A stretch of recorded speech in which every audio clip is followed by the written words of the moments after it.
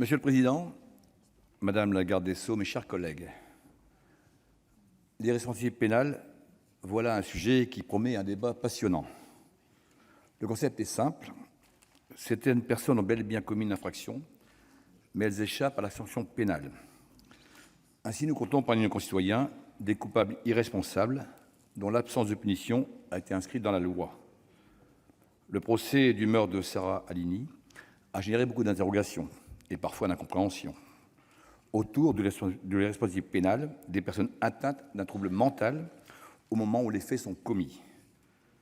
Deux de nos collègues ont ainsi récemment proposé des propositions de loi tendant à réviser le régime qui s'applique à tout trouble psychiatrique. Comment rester sourd à la douleur des victimes?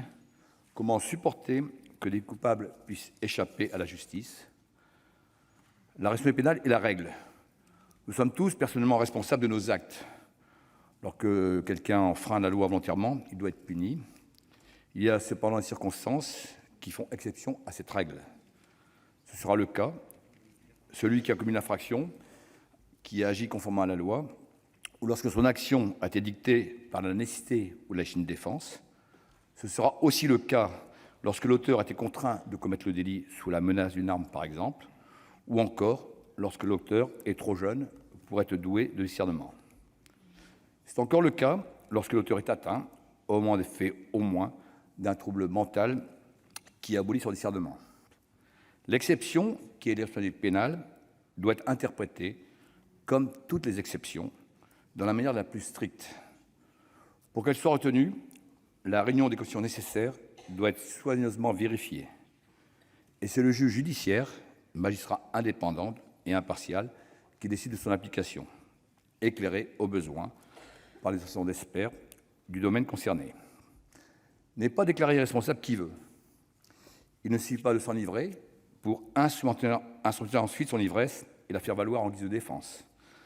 Cela fait longtemps que la prise de stupéfiants ou d'alcool constitue une circonstance aggravante de l'infraction qui en découlerait.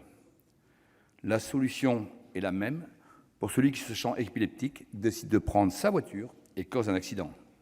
Les juges ne sont pas dupes de ceux qui se placent délibérément dans des circonstances de nature à abolir leur discernement. L'irresponsabilité pénale n'est pas un sauf-conduit ni une faveur qu'on accorde à l'accusé. C'est une exigence de justice. Une même action n'a pas le même sens quand elle est commise par un malade mental ou quand elle l'est par une personne saine d'esprit. Punir un malade mental comme on punit une personne saine n'est pas juste. Sans discernement, il n'y a pas d'intention. Il n'y a pas, donc, de remise en cause des lois établies par la puissance publique. Cela ne signifie pas pour autant qu'il n'y a pas de préjudice ou qu'il n'y a pas de faute, mais cela signifie que la réponse à apporter n'est pas de nature pénale. La peine est la sanction infligée par la puissance publique à l'individu qui a volontairement enfreint la loi qui protège la société. L'élément intentionnel de l'infraction ainsi que le discernement qui en est le support nécessaire sont donc essentiels à la sanction pénale. La punition ne justifie pas lorsque l'intention n'existe pas. L'absence de responsabilité pénale ne fait sûrement pas obstacle à une responsabilité civile. Celui qui a causé un dommage à autrui, alors qu'il est sous l'emprise d'un trouble mental, n'en est pas moins obligé à réparation, et ce sont les mots extraits de l'article 414-3 du Code civil. L'action civile tend à compenser au mieux le préjudice subi par la victime. Trop souvent, cette opération ne peut être qu'imparfaite, car le passé ne saurait être changé. Rien ne peut effacer la douleur causée par la perte d'un être cher, et ses proches devront désormais vivre avec le poids de son absence.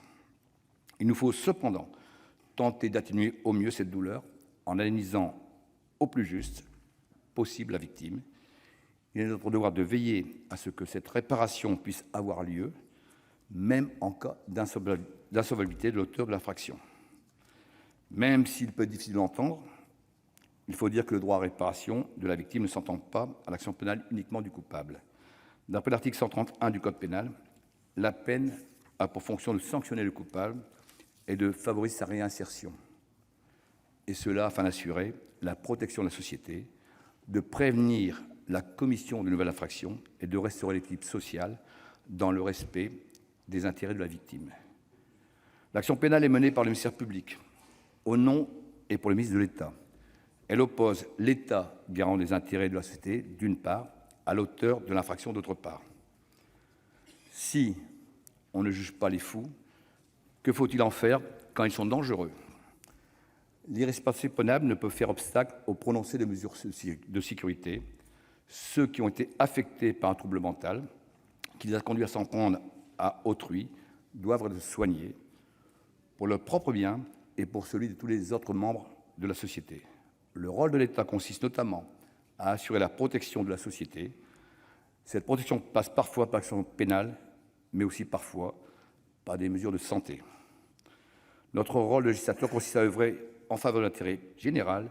Nous devons veiller à ce que la loi garantisse la sécurité et la justice sans céder à l'illusion que nous pourrions éliminer le mal de notre société. Je vous remercie. Merci.